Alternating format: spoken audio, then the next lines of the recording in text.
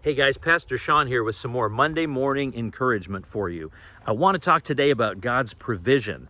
We all need it. We all need money to live on. And I want to go through a story that Jesus taught his disciples and Peter about that really showed how God's heart is toward us and how he wants to provide for us in the big things and in the little things. And he wants us to depend on the relationship that we have with him.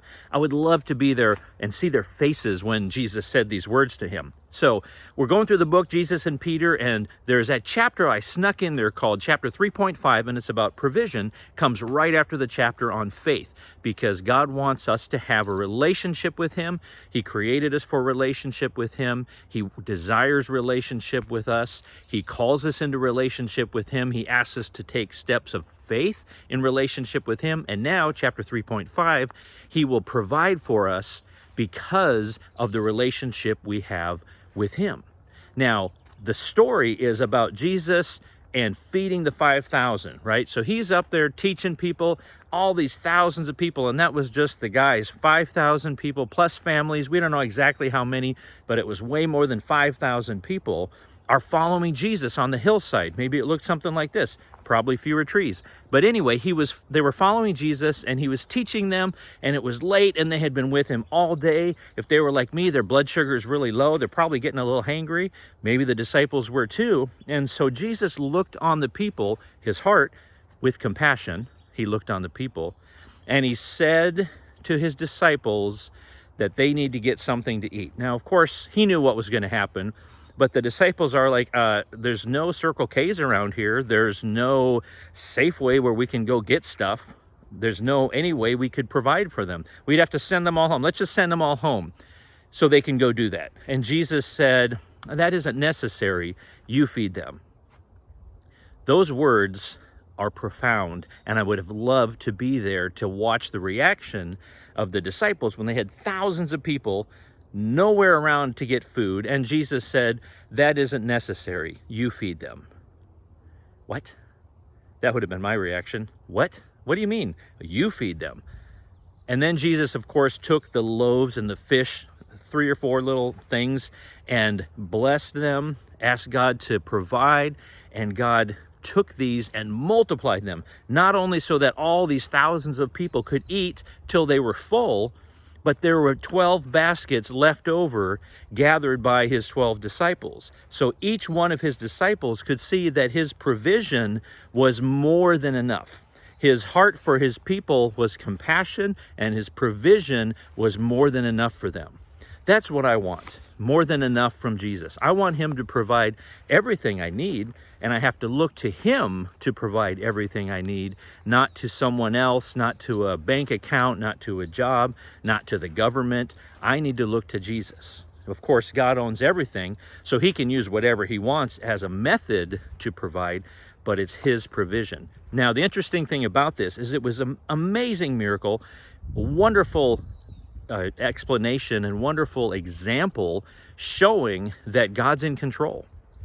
But at the same time, look at this. He was able to provide more than enough that they needed, but you know what? It wasn't going to last the rest of their lives. Because God is a God of relationship, he is a God of giving us daily bread. He invites us into a relationship with him where we have the privilege of enjoying his provision of daily bread.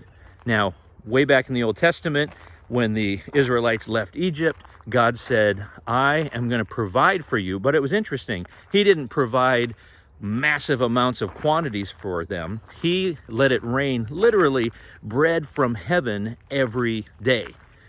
So every day they had to wake up and know that God was going to provide for them.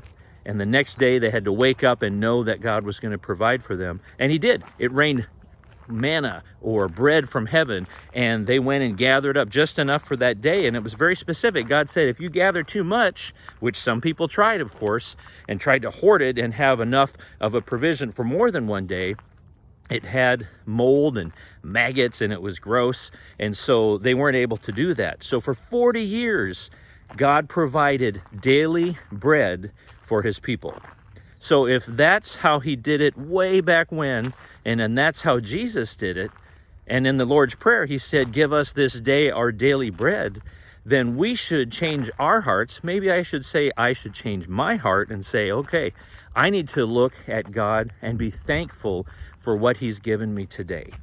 I need to look at God and trust him that he'll provide what I need for today.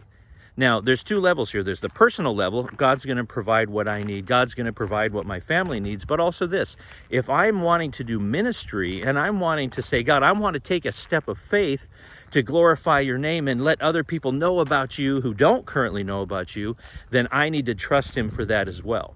There's a phrase that I love. Pastor Michael Todd from Transformation Church in Oklahoma had a great phrase that just really stuck with me. And it was this: God funds his plans. So if God has called you to something, and in that relationship you have with God, he has revealed something to you, then he will fund that plan. He will fund that vision. He will fund what he calls you to do. Just like with the daily bread, we may not have a bank account that automatically has $1 million in it. I would love it if he would do that, but that's not how he normally has done things in the Bible, so I can't expect that. But I can say, God, this is to glorify you. And when it is, and when my heart's in the right spot and I'm listening to God, he will not only tell me and reveal his heart and his will for me and for the people that I say in faith that I want to reach, but he'll provide for that as well. So God cares about us. He's our Father. He has a heart for us. He has compassion on us, and he wants us to be in daily relationship with him.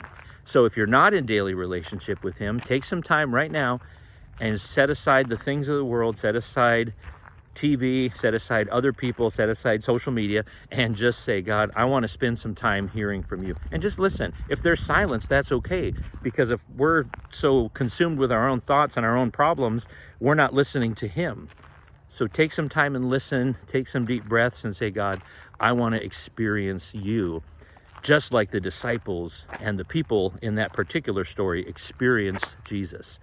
The heart of God, the provision of God, all was something that they experienced when they chose and took actions to spend time with Jesus. So spend time with him today and watch him provide for you and be thankful for your daily bread. And I'll do the same. God bless. We'll talk to you later. Bye.